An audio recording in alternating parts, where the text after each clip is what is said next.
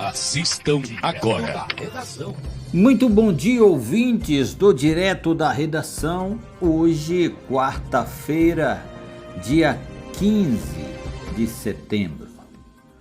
Hoje é o dia do julgamento do processo que cassou o prefeito Valdeci Bargarrosa. Na verdade, é o julgamento do recurso proposto pelo prefeito Valdeci Bargarrosa contra a sua cassação. Mas deixo para comentar ao final deste programa. Pacheco, que é o presidente do Senado, devolve a medida provisória do presidente que limita a remoção de conteúdos nas redes sociais. O presidente do Senado, Rodrigo Pacheco, decidiu ontem devolver a medida provisória editada pelo presidente Jair Bolsonaro há uma semana e que limitava a remoção de conteúdos publicados nas redes sociais. A medida provisória publicada em 6 de setembro altera o Marco Civil da Internet, lei que regulamenta o uso da rede no Brasil e estabelecia direitos e garantias aos usuários de redes sociais, além de definir regras para a moderação de conteúdos nas redes sociais. O presidente do Senado diz ainda que a medida provisória trata do mesmo tema de um projeto de lei que já foi aprovado pelos senadores e enviado à Câmara, onde é analisado por um grupo de trabalho. Com a devolução da medida provisória por Pacheco, que é o chefe do Poder Legislativo, as regras previstas no texto deixam de valer e não serão analisadas pelo Congresso Nacional. Para quem não sabe, o presidente Jair Bolsonaro editou a medida provisória com limitações às redes sociais, diga-se Facebook, Instagram e outros, de por conta própria, retirar ou remover conteúdos como exemplo de fake news. Foi isso que o Congresso decidiu, não aceitar essa medida provisória. O preço da gasolina subiu pela sexta semana nos postos do país, de acordo com o levantamento realizado pela Agência Nacional do Petróleo. O preço médio da gasolina na semana encerrada no dia 11 de setembro subiu para 6,59 por litro, contra 6,007 por litro na semana anterior, o que representa uma alta de 0,86%. O Senado Federal aprovou texto que prevê distribuição gratuita de absorventes higiênicos femininos. Essa aprovação ocorreu terça-feira, dia 14.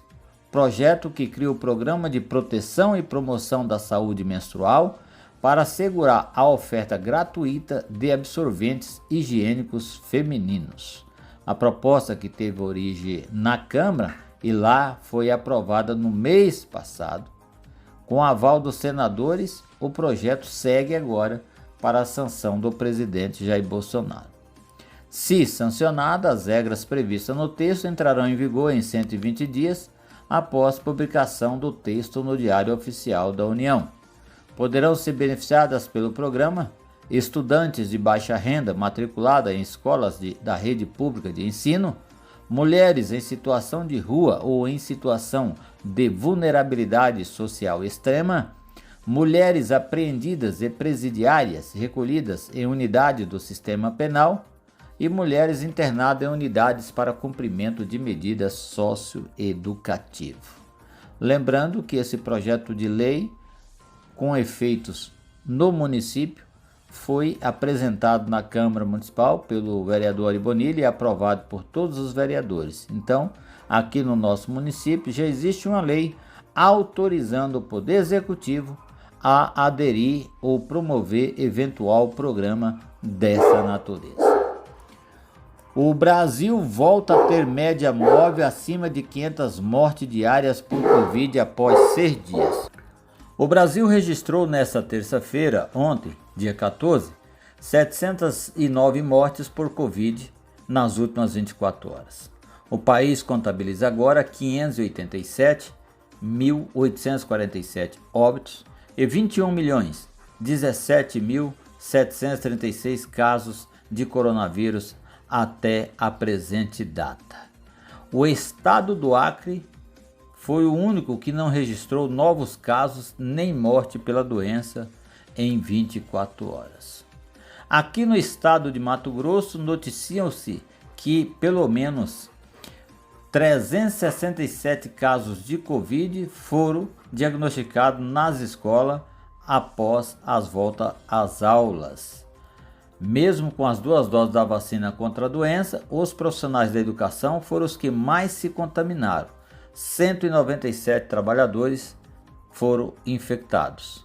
E em todas as escolas, 203 escolas estaduais, 170 alunos também se contaminaram com a Covid no sistema híbrido. Por falar em contaminação, o estado de Mato Grosso, nas últimas 24 horas, registrou 724 novos casos confirmados e 6 mortes. Os dados são da Secretaria de Estado de Saúde. Ao todo agora são 528.529 casos confirmados da Covid em Mato Grosso, com 13.661 óbitos até a presente data. Uma CPI que tramita lá na Assembleia Legislativa afirma que setor de combustível sonega 600 milhões de reais por ano. O levantamento é referente ao ano de 2018 e foi feito com base no relatório da Receita Pública. A CPI está em andamento, mas a questão do combustível já está concluída. O montante tende a se repetir anualmente, conforme a CPI. A pandemia represou aí mais de 84 mil atendimentos eletivos em Mato Grosso. Por causa da pandemia, o uso dos leitos para tratamento de pacientes com Covid, que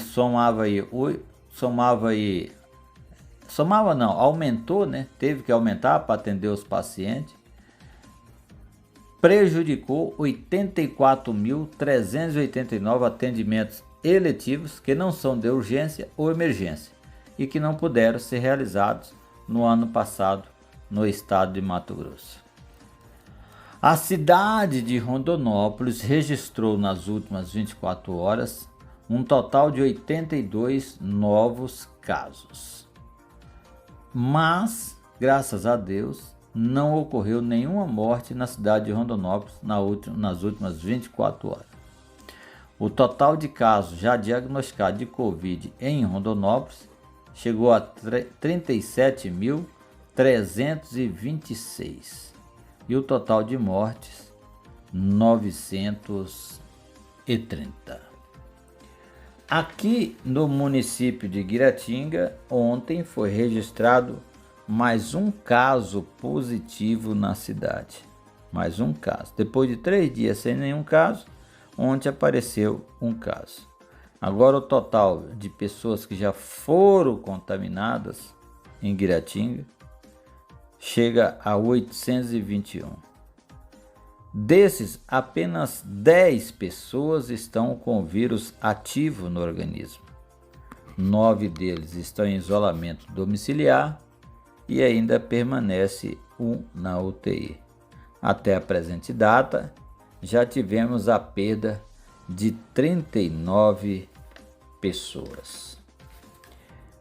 Muito bem, hoje é o julgamento do recurso interposto pelo prefeito Valdeci Barga-Rosa contra a decisão de primeiro grau do juízo de Guiratinga, que cassou o seu diploma. Nos bastidores tem de tudo. Data da sessão que não correspondia com a realidade, voto de A e B já definidos, festas programadas tanto de A quanto de B, mas todo só se esquece de um detalhe. Em um colegiado, onde pelo menos 6 juízes do fato e do direito vão expor o voto, é impossível prever resultado. É como antever ou adivinhar o resultado de um Fla-Flu, um dos grandes clássicos do futebol brasileiro. Na seara jurídica, antes da sentença, antes da decisão, não existe o 2 mais 2 é 4. Existe um vocábulo chamado hermenêutica jurídica, que é o exercício de subsumir um fato à norma, onde o juiz pode dar interpretação diversa a um fato, enquanto um outro colega, analisando o mesmo fato, interpreta diferente. Porque o voto do magistrado, ele não está vinculado à atividade política, à personalidade do réu, mas sim vincula-se à lei. A única obrigação e atribuição que tem o magistrado é de fundamentar o voto por expressa disposição constitucional. Ninguém pode dizer só sim ou não. Ele tem que justificar por que valorou aquele fato com a sua decisão. Por isso, antever resultado não passa de exercício de evidência, ou, para ser mais simplório, de mãe de Ná. O melhor a fazer, minha gente, é aguardar o resultado. E que, independente de qual seja a decisão, que reine a paz administrativa e política nessa cidade. Porque Guiratinga está acima de tudo. Fernandinho, direto da redação.